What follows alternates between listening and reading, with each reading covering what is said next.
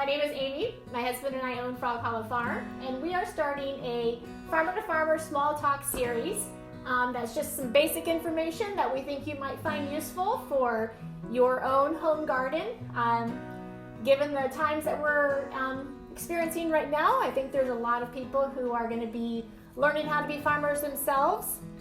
And as we had many mistakes in our first few years of farming, I'm sure you will as well. One of the things that I can almost guarantee is that several of you have a tray of young seedlings on your windowsill or some sunny spot in your house, and they are now hungry for more light and sunshine than they are getting, and probably look a little bit like these do. These are some tomatillos that I started just kind of last minute, and they got tucked into a spot where obviously they were not getting enough light. So want you to know it is not all lost. If you have some plants that look like this or even worse, do not toss them. Let me walk you through those steps of how to save them. Get your favorite potting soil.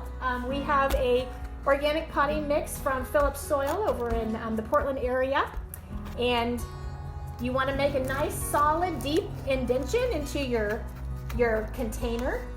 I want to show you something that my husband made for me. We used to use our thumb to make holes in the trays.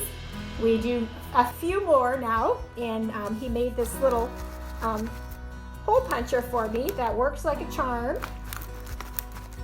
You can even find an old hammer handle or anything, or your thumb. So grab your very lanky plants, and what you want is you want the size of your container to be about double the height as your plant is tall. So double the height.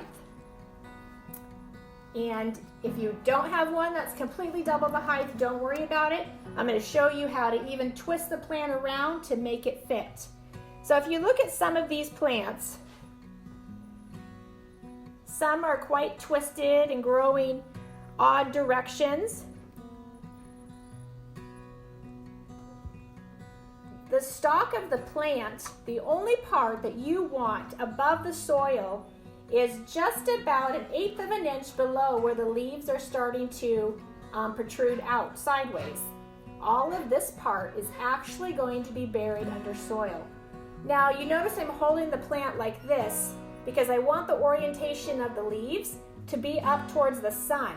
And in my pot, you can see how the roots are down. This is how it would be sitting in my pot, which obviously is not the correct way and not healthy for the plant. So if you notice on the plant all along, and it's probably unlikely that you'll be able to see it with the camera, but there is microscopic little whiskers all along the stalk of this plant that will, if they come in contact with the soil and the nutrients and the water, will actually become a solid root system. So like I said, I'm not going to plant the plant in the orientation that it was in its original tray. I'm going to plant it in the orientation that the leaves are wanting to grow, which is towards the sun. Now, with that said, it's obviously quite long here. It could fit in here if I emptied out all the soil, but that's not necessary. What you want to do is just very gently twist your plant around, lay it down in the soil, in the hole, bring a little soil around it, and tuck it in there, and voila, the plant that you thought was a loss is now going to be a healthy, in this case, a purple tomatillo. So you can see how well it's been buried and hardly any is sticking out. Okay, so let's actually do one more, because if you're like me, it takes me a couple of times to make it stick. So here we are again. I just took the plant out of the pot. It was in this orientation. You can see that the roots are down low, but the plant is horizontal. So it actually should be planted like that. So let's take it over here. I'm going to gently twist the roots around, I'm going to lay it in the hole. As I'm holding, just barely holding the top of the plant enough to keep its orientation where it wants to go, I tuck and bring in soil around the base of it.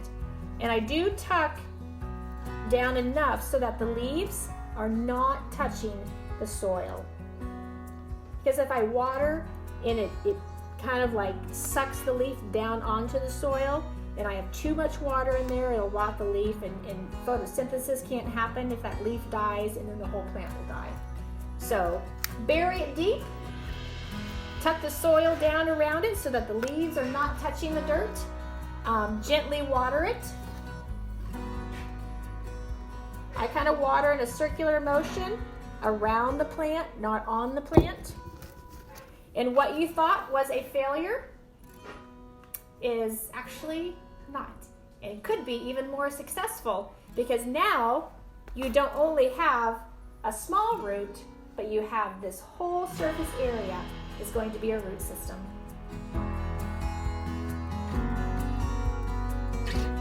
My name is Amy with the Farmer to Farmer Small Talk, Episode 1, How to Save Your Lanky Plants. Have a good day.